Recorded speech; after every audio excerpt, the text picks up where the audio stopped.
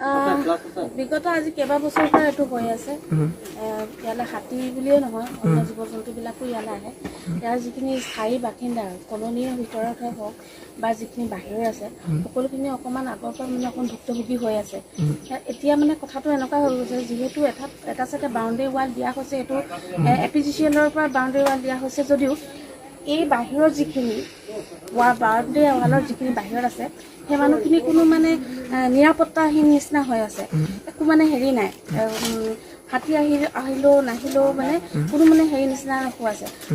Second কথা হৈ গ'ল, যিহেতু এইটো 9 নম্বৰ ৱাৰ্ডৰ হয়, তো ইয়াৰ যিটো ইয়াত নাই কমেও আপোনাৰ 20-30 জন ভোটাৰ আছে, তাৰমানে টাউন কমিটিৰ। তো তেওঁলোকৰ ফালৰ পৰা এটা কথাটো হৈ গ'ল কি, এই যিটো ৰাস্তা, সেই ৰাস্তাটো ঠিক নহয়। আৰু লগতে মানে মই এটা কথাই মানে আজি ধৰি লওক, আজি এটা ঘৰ হৈছে, হয়তো এনেকুৱা এটা হ'লহেঁতেন, হয়তো আৰু বিপদ হ'লহেঁতেন মানে, যদিহে মানুহবিলাক যদি মানে হেৰি হৈ নাথাকিলে, সজাগ হৈ নাথাকিলে হয়, এইটো বিপদ হ'লহেঁতেন। কিন্তু সেই বিপদটো হোৱাৰ এটা আগজননী বুলিয়ে মই এইটো কৈছোঁ।